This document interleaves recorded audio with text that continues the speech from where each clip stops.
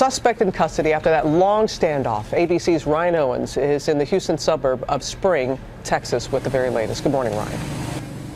Good morning to you, Robin. Behind me is the home where this happened. 7 people here shot, 5 of them children, 1 just a 4-year-old boy. And what happened after the gunman left this house? Well, things got even more dramatic. A dinner-time car chase through the crowded streets of suburban Houston that ends in a standoff with a gunman in a cul-de-sac dotted with huge houses. Frightened families forced out of their homes for nearly 4 hours. The mayhem started at 6 p.m. Detectives say 34-year-old Ron Lee Haskell opened fire in the town of Spring, north of Houston. Authorities say he shot 5 children plus 2 adult family members who were looking after them. A violent end to a domestic dispute he was allegedly having with his estranged wife who lives out of state. Only 1 victim would survive, a 15-year-old girl. Police say she called 911 despite being shot in the head and told them the gunman was on the move. The car has yet to be stopped. She probably prevented more bloodshed. At 6:17, police catch up with Haskell in this silver car after chasing him for 4 miles before throwing down a spike strip. The left rear tire is flat on the car. His tires blown, snipers corner him in that cul-de-sac. It's just a terrible thing. I don't know what could have happened. At 8 p.m., police bring in 1 armored vehicle and then another, sandwiching Haskell's car for nearly 2 hours. He's held a gun to his head, so he does have an active dialogue that we now have turned over to the hostage negotiation team. Then the dramatic conclusion just before 10. Haskell gets out of his car, hands over his head, and police swoop in to finally end it. LA County, and it's the LA County Sheriff's deputies who are the jurisdiction, the agency that manages this area, provides the police support.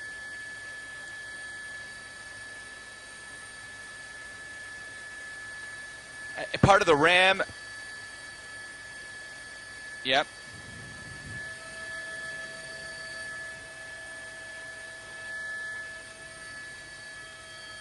Through the stop sign there again. Oh yeah, he's been traveling at speeds of 50, 60 miles an hour plus. Now in a residential area. This is the Rosewood area here of LA County, or just a bit south of that park, that Irwin Johnson County Park here. Now making a turn again. It appears that the LA County Sheriff's deputies have backed off a bit. They're really concerned about the safety of all the pedestrians. He's been weaving in and out of traffic, against traffic here. And now actually moving with traffic. Oh, look at that. Wow, those pedestrians there so close. They got to put an end to this as quick as possible. But he's driving so erratically, at least, against traffic now. And you can see those LA County Sheriff's patrol cars are coming at him through the intersection.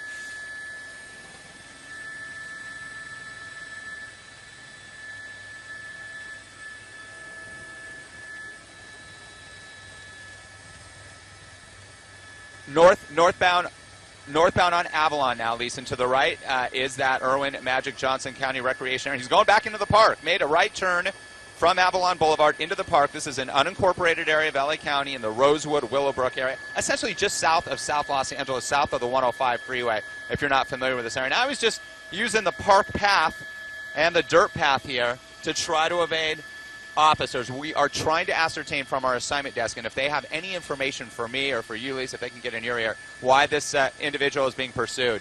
And we don't know that. All we're hearing is failure to yield. That's all we heard.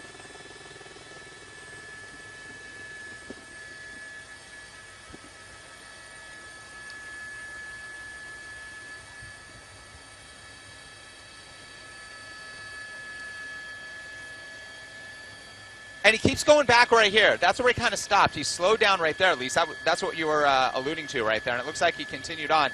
Unclear if he knows somebody there. He wants to get to that location.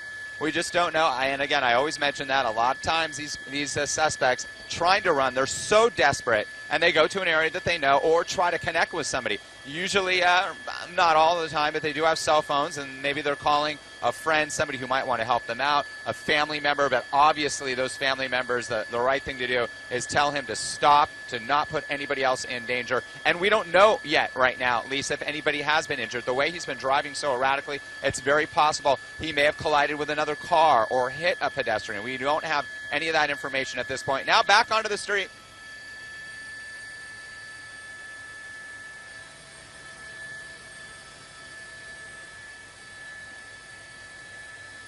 back northbound on Avalon Boulevard, Lise, traveling at a high rate of speed. Oh, here it goes. Almost a crash. Almost a collision there. Yeah, right through the intersection there. Heading up towards the 105 freeway.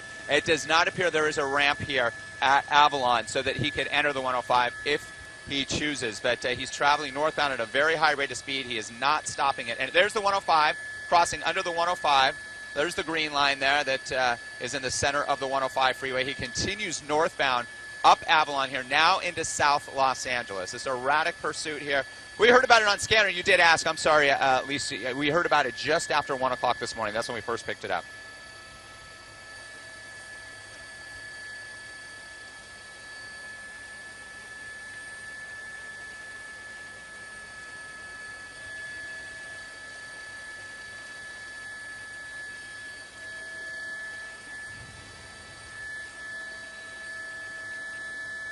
High speed on Imperial and Imperial Highway. I'll tell you what, Lisa, it is wide open. It parallels the 105 on the north side of the 105 freeway here through South Los Angeles. Then he will enter the community of Linwood. LA County Sheriff's deputies pursuing this suspect. Wow, across, losing control.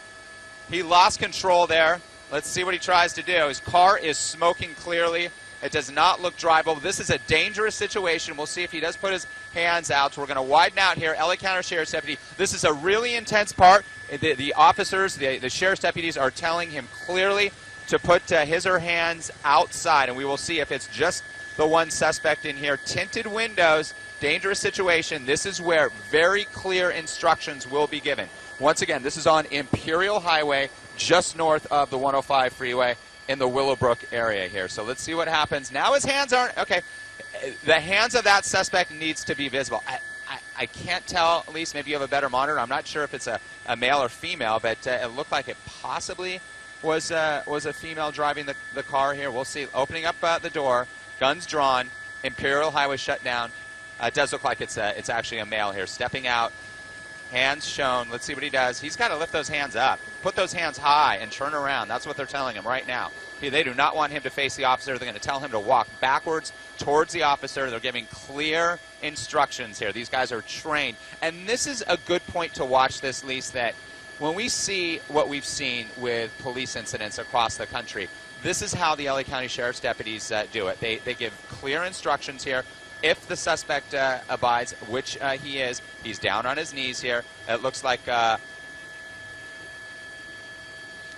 they're very well could be. Again, very tinted, dark tinted windows. So they're going to check the trunk. They're going to go around to the passenger side.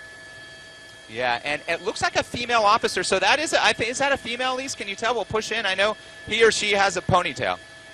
And I did see a female officer pat the suspect down, and typically what happens is a female officer will do that if it is a female suspect. Let's widen out and make sure that we cleared the car, Pat. We'll widen out. Car is clear. Code 4. Yep, it's a female, and that's why two female deputies checked to make sure that this individual, this woman, was not carrying any type of weapon. Wow, what a pursuit that was. I just hope, because we got on this about halfway through the pursuit, but you saw the damage to the car. You saw how erratic this driver was, this woman was driving.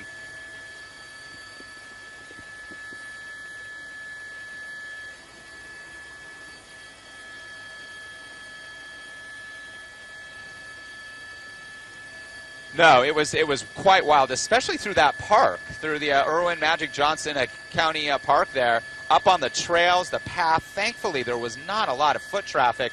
A lot of people like to walk around the lake there, but it was pretty much empty on this Thursday morning, and again, Thursday afternoon, I should say. And again, we did not see anybody. We saw a lot of close calls. You saw those pedestrians get very close to being struck by this female driver. Again, we don't know specifically why she was lit up. All we heard was failure to yield. So maybe she was just driving erratically initially. They lit her up. She didn't pull over, and the pursuit was on. Just her inside the car. We're right on the border of Linwood and South Los Angeles here on Imperial Highway, just north of the 105 freeway here. And I'll try to get a better location out my window here for you.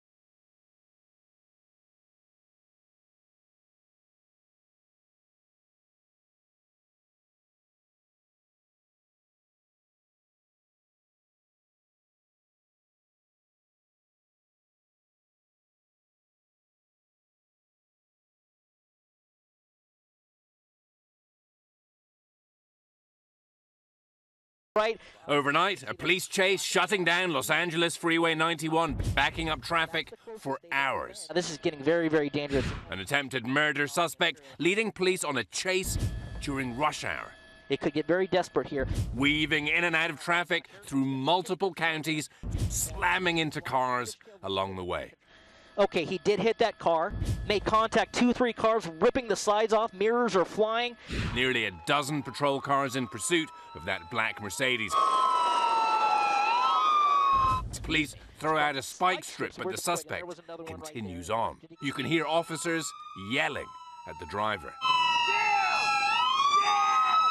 Tires all blown out, sparking, driving on rims. You see the canines are coming out, the high-powered rifles are coming out, the shotgun's coming out. They are screaming commands at him to get out. But right now, this is the situation.